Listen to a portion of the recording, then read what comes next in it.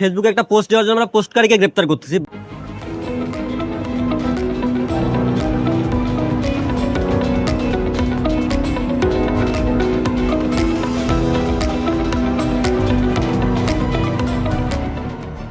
আজকে আমি আপনাকে একটি প্যারাডক্স বলবো। আইন করে আওয়ামী লীগকে নিষিদ্ধ করা হলো, কিন্তু আপনি জানেন কি সেই একই আইনে আপনাকেও অপরাধী করা হতে পারে। ধরুন আপনি ফেসবুকে একটি পোস্ট করেছেন, কিন্তু সেটা সরকারের পছন্দ হলো না, সরকারের বিরুদ্ধে গেল। এই আইনের অধীনে আপনাকে পুলিশ কোনো ওয়ারেন্ট ছাড়া গ্রেপ্তার করতে পারে। তবে আপনি জেনে অবাক হবেন, এই নিষিদ্ধকরণের ফলেও আওয়ামী লীগ রাজনৈতিকভাবে দুর্বল হলো না, আরও শক্তিশালী হলো। এটা কিভাবে সম্ভব, আর কে এ আইনে রাজনৈতিকভাবে লাভবান হলো, সেটাই আজকে দেখব। প্রথমে ঘটনার টাইমলাইনটা বুঝি। ২৪ সালের ৫ আগস্ট ছাত্র জনতার অভ্যুত্থানে শেখ হাসিনা সরকারের পতন হয়। ২৪ সালের অক্টোবর প্রথম পদক্ষেপ হিসেবে ছাত্রলীগকে নিষিদ্ধ করা হয়। ২০২৫ সালের ১০ মে অন্তর্বর্তী সরকার সিদ্ধান্ত নেয় আওয়ামী লীগের সব কার্যক্রম নিষিদ্ধ। আন্তর্জাতিক অপরাধ ট্রাইব্যুনালের বিচার শেষ না হওয়া পর্যন্ত এই নিষেধাজ্ঞা কার্যকর থাকবে বলে স্বরাষ্ট্র মন্ত্রণালয়ের প্রজ্ঞাপনে জানানো হয়। ২৫ সালের ১২ মে নির্বাচন কমিশন নিবন্ধন স্থগিত করে এই দলের। পরবর্তীতে ২৬ সালের ৮ এপ্রিল জাতীয় সংসদে স্বরাষ্ট্রমন্ত্রী সালাউদ্দিন আহমেদ সন্ত্রাস বিরোধী বিল ২০২৬ উত্থাপন করেন। পরে সর্বসম্মত কণ্ঠভোটে বিল পাশ হয়। মানে এতদিন যা অধ্যাদেশ ছিল, এখন সেটা স্থায়ী আইন হয়ে গেছে। বাংলাদেশে এই মুহূর্তে আনুমানিক ৪ কোটি মানুষ কোনো না কোনোভাবে আওয়ামী লীগের সাথে যুক্ত, সমর্থক, কর্মী বা পরিবারের সদস্য হিসেবে। মানে দেশে ৪ জনে ১ জন। এখন প্রশ্ন হলো, কোন কোন মৌলিক অধিকার এই আইন দিয়ে পায়ে মারানো হচ্ছে? আপনি হয়তো কোনো দিন আওয়ামী লীগ করেননি, কিন্তু এই আইনে আওতায় আপনিও ফেঁসে যেতে পারেন, আপনাকেও শাস্তি দেওয়া হতে পারে। কিন্তু কেন, কিভাবে, তা একটু পরে বলছি। তার আগে আসল সত্যিটা জানতে হবে। আসল সত্যি হলো, এই আইনটা আওয়ামী লীগকে শাস্তি দেওয়ার আইন না, এটা হলো যে কোনো নাগরিককে শাস্তি দেওয়ার হাতিয়ার। এবং এই হাতিয়ার দিয়েই আগামীর রাজনীতির গতিপথ নির্ধারিত হবে। কিন্তু জানতে হবে এই আইনটা আসলে কি বলছে, এই আইন কেন আপনার জীবনে প্রভাব ফেলবে, সেটা আগে বুঝতে হবে। আসুন এখন প্রমাণ দেখি। আইনটা বলছে এই বিল পাশের ফলে এখন থেকে কোনো রাজনৈতিক দল বা সংগঠনকে সন্ত্রাসের জড়িত অভিযোগে নিষিদ্ধ করার ক্ষমতা পাবে সরকার। অনলাইন ও সামাজিক যোগাযোগ মাধ্যমে তাদের কোনো কার্যক্রম প্রচার করা যাবে না। কোনো নিষিদ্ধ সংগঠনকে অর্থ, আশ্রয় বা সহায়তা করলে কঠোর শাস্তির বিধান রাখা হয়েছে। একটু খেয়াল করুন, অর্থ বা সহায়তা মানে আপনি যদি কোনো আওয়ামী লীগের কর্মীকে বিপদে সাহায্য করেন, মানে সাধারণ মানুষ হিসেবে মানুষত্ব দেখিয়ে আপনি যদি সাহায্য করেন, তাহলেও আপনি অপরাধী। আপনি যদি ফেসবুকে এই দলের পক্ষে কিছু লেখেন, তাহলেও আপনি অপরাধী। আপনি যদি এই দলের কোনো নেতার বক্তব্য শেয়ার করেন, তাহলেও আপনি অপরাধী। যে নেতার ডাকে এই দেশ বাংলাদেশ স্বাধীন হয়েছে, সেই নেতা সম্পর্কেও আপনি যদি কিছু ফেসবুকে লেখেন, আপনি তখন সন্ত্রাসী কার্যক্রমে যুক্ত আছেন বলা হবে। আপনি কি এটি মেনে নিতে পারবেন? এটা আপনার কোন অধিকারের বিরুদ্ধে? প্রথমত, সংবিধানের ৩৮ অনুচ্ছেদে বাংলাদেশের সংবিধান বলছে প্রতিটি নাগরিকের সংগঠন করার অধিকার আছে। শুধুমাত্র ধর্ম, বর্ণ বা রাষ্ট্রের নিরাপত্তার বিরুদ্ধে সংগঠন নিষিদ্ধ করা যাবে, কিন্তু সাধারণ বিচার প্রক্রিয়া চলাকালীন একটি দলের সব কার্যক্রম বন্ধ করা, সেটা এই সীমা লঙ্ঘন। দ্বিতীয়ত, সংবিধানের ৩৯ অনুচ্ছেদে বলা হয়েছে মত প্রকাশের স্বাধীনতা সম্পর্কে। একজন নাগরিককে আওয়ামী লীগের সমর্থক এই পরিচয়ে তাকে সোশ্যাল মিডিয়ায় কথা বলতে নিষেধ করা মানে তার মত প্রকাশের অধিকার হরণ করা। এখানে আইনের ভাষা বাদ দিন, মাথায় একটি সহজ ছবি আনুন। ধরুন আপনার পাড়ায় একটি চায়ের দোকান আছে। সেই দোকানদার একদিন অপরাধ করলো বা তাকে ফাঁসানো হলো। এখন সরকার বলল এই দোকানে যারা চা খেয়েছে তাদের সবাইকে জিজ্ঞাসাবাদ করা হবে। যে টাকা দিয়েছে সে অপরাধী, যে এই চা সম্পর্কে কমপ্লিমেন্ট দিয়েছে সেও অপরাধী। বিষয়টা হাস্যকর না? কিন্তু এই আইন ঠিক এটাই বলছে, শুধু চায়ের দোকানের জায়গায় একটি রাজনৈতিক দল। তৃতীয়ত, এই আইনে বলা হয়েছে আন্তর্জাতিক ট্রাইব্যুনালের বিচার শেষ না হওয়া পর্যন্ত নিষিদ্ধ। এই যে এই কথাটা, এটা খুব বিপজ্জনক একটা শর্ত, কারণ আন্তর্জাতিক অপরাধ ট্রাইব্যুনালের বিচার কতদিনে শেষ হবে কেউ জানে না, বছর না দশক। এই অনিশ্চয়তার মধ্যে একটি দলের লক্ষ কোটি সমর্থককে অনির্দিষ্টকালের জন্য নিষিদ্ধ রাখা হচ্ছে। ধরুন আপনার বাড়িতে একজন সন্দেহভাজন ব্যক্তি ছিল, সেই ব্যক্তির বিচার চলছে, কিন্তু রায় না হওয়া পর্যন্ত পুরো বাড়ির সবাইকে বাইরে বের হতে দেওয়া হবে না। এটা কি ন্যায় বিচার? এটাকে বলে কালেকটিভ পানিশমেন্ট, সমষ্টিগত শাস্তি। চতুর্থ, প্রিজাম্পশন অফ ইনোসেন্স, নির্দোষিতার অনুমান। আন্তর্জাতিক আইনের মূল ভিত্তি হল বিচারে দোষী প্রমাণ না হওয়া পর্যন্ত সবাই নির্দোষ, কিন্তু এই আইনে বিচারের আগেই গোটা সংগঠনকে দোষী ধরে নেওয়া হচ্ছে। এটাকে লিগ্যাল ফলেসির ভাষায় বলে প্রিজাম্পশন অফ গিল্ট। আগে শাস্তি পরে বিচার।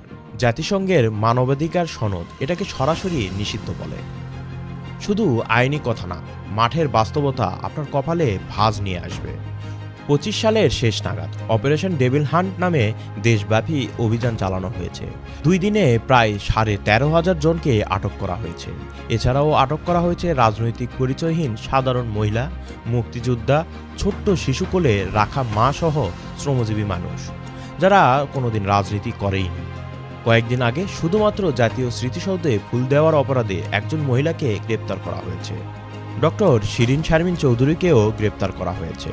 ডক্টর শিরিন শারমিন চৌধুরী জাতীয় সংসদের সাবেক স্পিকার, আন্তর্জাতিক পার্লামেন্টারি ইউনিয়নের সভাপতি। এই মাপের একজন ব্যক্তি যখন গ্রেপ্তার হন, তখন প্রশ্নটা আর ব্যক্তির না, প্রশ্নটা হয় রাষ্ট্র কোন মানদণ্ডে সিদ্ধান্ত নিচ্ছে।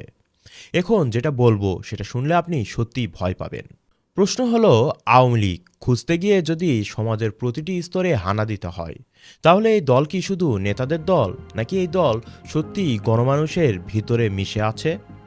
এখন আপনার মাথায় প্রশ্ন আসতেই পারে, জুলাইতেও সত্যিই গণহত্যা হয়েছে, দোষীদের বিচার হওয়ার উচিত না? একদম উচিত। যারা এই আইনের পক্ষে তারা 3টা যুক্তি দেন। যুক্তি নাম্বার 1, রাষ্ট্রীয় নিরাপত্তা। তারা বলে আওয়ামী লীগ এখনও সক্রিয় থাকলে রাষ্ট্রবিরোধী কার্যক্রম চালাতে পারে। এটা কি সত্যি? ধরে নিলাম আংশিক সত্যি, কিন্তু রাষ্ট্রীয় নিরাপত্তার নামে গোটা দল নিষিদ্ধ না করে নির্দিষ্ট ব্যক্তিদের বিরুদ্ধে ব্যবস্থা নেওয়া যায়। এটাই সভ্য রাষ্ট্রের নিয়ম। যুক্তি নাম্বার 2, পুনরায় ক্ষমতা দখলের ভয়। তারা বলেন আওয়ামী লীগ সুযোগ পেলে আবার একই কাজ করবে। এই যুক্তিতে তো যে কোনো দলকে নিষিদ্ধ করা যায়, কারণ যে কোনো দলই তো ভবিষ্যতে ক্ষমতার অপব্যবহার করতে পারে। এটা আইন না, এটা ভয় থেকে জন্ম নেওয়া রাজনীতি। যুক্তি নাম্বার 3, জুলাইয়ের গণহত্যার বিচার করা। একদম উচিত, কিন্তু বিচার হবে ব্যক্তির বিরুদ্ধে, গোটা সংগঠনের বিরুদ্ধে না। এটা আন্তর্জাতিক আইনের ভিত্তি। কারণ আওয়ামী লীগ তো আর দলগতভাবে কোনো প্রজ্ঞাপন দিয়ে বা নির্দেশ দিয়ে ছাত্রদের খুন করতে বলেনি। এখানে দুটো জিনিস মিলিয়ে ফেলা হচ্ছে। এটা আইনের ভাষায় গিল্ট বাই অ্যাসোসিয়েশন। একটা পরিবারের একজন সদস্য অপরাধ করলে পুরো পরিবারকে জেলে দেওয়া হয় না, যে অপরাধ করে তাকেই শাস্তি দেওয়া হয়। আপনার আশেপাশে লক্ষ্য করলে দেখবেন এমন অনেকেই আছে সারা জীবন আওয়ামী লীগকে ভালোবেসে ভোট দিয়েছেন, কোনোদিন মিছিল মিটিংয়ে অংশগ্রহণ করেননি, ভালোবেসে মুজিবের ছবি বাড়িতে রেখেছেন, দলের সাধারণ সমর্থক বা কর্মী হিসেবে কাউকে কখনো আঘাত করেননি। আজকে সেই মানুষটি তার দলের নামও মুখে নিতে বা সোশ্যাল মিডিয়ায় নিতে পারছে না। অনেকে চাকরি হারিয়েছে, অনেকের ব্যবসা বন্ধ করে দেওয়া হয়েছে, অনেকে পড়াশোনা করতে পারছে না, বিনা কারণে জেলে ভরে রাখা হয়েছে মৌলিক অধিকার হরণ করে, আইনি জামিন না দিয়ে মাসের পর মাস, বছরের পর বছর, শুধুমাত্র রাজনৈতিক পরিচয়ের কারণে। এই সাধারণ মানুষরা কি গণহত্যাকারী, নাকি আমরা একটা গোটা জনগোষ্ঠীকে শাস্তি দিচ্ছি যারা শুধু একটা দলকে সমর্থন করেছিল? আপনার বিবেক কি বলে? এখন আসি সবচাইতে বড় প্রশ্নে, এই নিষিদ্ধকরণে আসলে কার লাভ, কার ক্ষতি? আপনি ভাবছেন আওয়ামী লীগ দুর্বল হয়েছে? না, উল্টো হয়েছে। প্রগতিশীল মানুষ, মুক্তিযোদ্ধাদের চেতনায় বিশ্বাসী মানুষ, সংখ্যালঘু, এরা যখনই সঠিক কথা বলছে তখনই তাদের আওয়ামী লীগ বলা হচ্ছে। মানে দলটা নিষিদ্ধ হয়েছে, কিন্তু আওয়ামী লীগ দ্বারা রাজনীতির চাহিদা তৈরি হচ্ছে স্বয়ংক্রিয়ভাবে। বাস্তবতাটা এমন, ইঁদুর মারতে গিয়ে পুরো বাড়িতে বিষ ঢেলে দিয়েছে। ইঁদুর মরবে কিনা জানি না, কিন্তু বাড়ির মানুষ অসুস্থ হবে এইটুকু বলতে পারি। এখন বিএনপির হিসাব, বিএনপি ও আওয়ামী লীগ বাংলাদেশের রাজনীতিতে বাইনারি, একে অপরের শক্তি থেকে নিজের শক্তি প্রমাণ করেছে। আওয়ামী লীগ 15 বছর ক্ষমতায় থেকে বিএনপি বা জামায়াতকে নিষিদ্ধ করেনি। কেন জানেন? কারণ প্রতিপক্ষের শক্তিমত্তা দিয়েই আপনার সামর্থ্য প্রতিষ্ঠিত হয়। এখন আওয়ামী লীগ না থাকলে বিএনপির নতুন প্রতিপক্ষকে জামায়াত। কিন্তু জামায়াতের বিরুদ্ধে বাইনারি রাজনীতি করতে হলে বিএনপিকে হতে হবে অসাম্প্রদায়িক, মুক্তিযুদ্ধের ইতিহাসের প্রতি দরদি বাঙালি সংস্কৃতির ধারক। কিন্তু এখন প্রশ্ন, বিএনপির কর্মকাণ্ড কি সেই দিকে গেছে? আপনি বিচার করুন। আওয়ামী লীগকে এর আগেও নিষিদ্ধ করা হয়েছিল আইয়ুব খানের আমলে। এরপর বঙ্গবন্ধুকে সপরিবারে হত্যার পর ২১ বছর প্রায় আওয়ামী লীগ করা আর জীবন হাতে নিয়ে রাজনীতি করা সমান কথা ছিল। তারপরেও আওয়ামী লীগ ফিরে এসেছে, কারণ সুশৃঙ্খল কর্মী আছে, আদর্শিক ভিত্তি আছে। ইতিহাস সাক্ষী দেয় যে গণমানুষের সম্পৃক্ততা থাকলে কোনো রাজনৈতিক শক্তিকে দীর্ঘকাল দমিয়ে রাখা যায় না। আওয়ামী লীগকে নিষিদ্ধ করে আসলে সবচেয়ে বেশি লাভবান হলো জামাত, কারণ এখন বাইনারি রাজনীতি হবে আওয়ামী লীগ বনাম জামাত জোট।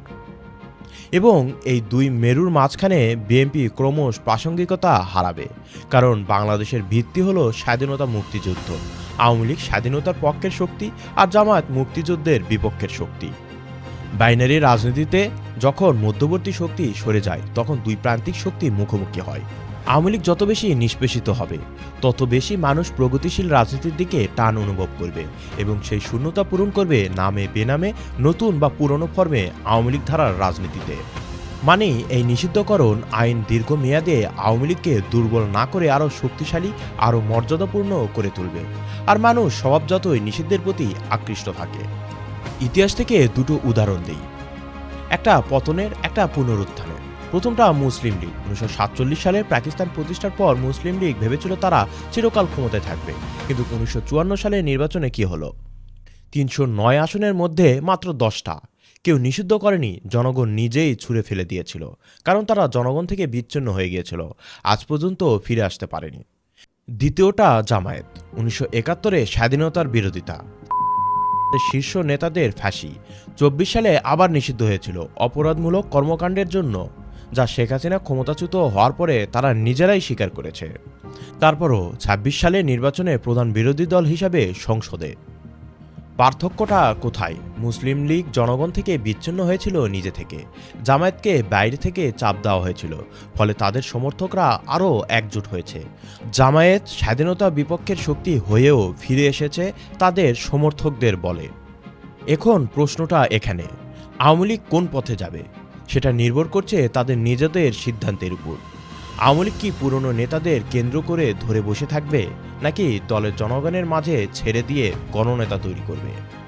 যদি দ্বিতীয়টা করে, প্রতিপক্ষ ছায়ার সাথে যুদ্ধ করতে করতে সিজোফ্রেনিয়ায় আক্রান্ত হবে, আর ছায়ার বিরুদ্ধে যুদ্ধে জয় একদমই অসম্ভব। তাহলে মূল কথা কি?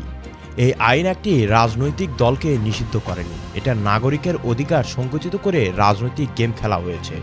এবং এই গেমে আখেরে লাভ হবে তাদের, যাদের উদ্দেশ্যে এই আইন করা হয়নি।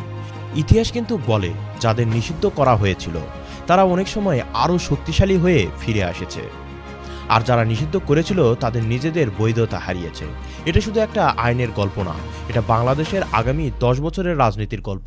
ইতিহাস কোনো দলের পক্ষে লেখা হয় না, ইতিহাস লেখা হয় কে ন্যায়ের পক্ষে দাঁড়িয়েছিল তার নামে। আজকে আপনি যদি শুধু ভাবেন আমি তো আওয়ামী লীগ করি না, আমার কি, তাহলে মনে রাখবেন, আজকে যে আইনে অন্যের গলায় ফাঁস, কাল সেটা আপনার গলায়ও আসতে পারে। কারণ হাতিয়ার একবার তৈরি হলে সে কারো বন্ধু থাকে না। আপনার কাছে একটি প্রশ্ন রইল, এই আইন কি ন্যায় বিচারের পথ খুলেছে, নাকি ন্যায় বিচারের মোড়কে ক্ষমতা একটি নির্দিষ্ট দিকে কেন্দ্রীভূত হচ্ছে? কমেন্টে জানান। আওয়ামী লীগ নিষিদ্ধ হয়, কোন পথে তারা যাবে? বা জুলাই সনদ আর সংবিধানের মধ্যে যে সংঘর্ষ তৈরি হয়েছে সেটি কি আসলে বাস্তবিক না ষড়যন্ত্র? জানতে চাইলে এই ভিডিওটি দেখতে পারেন।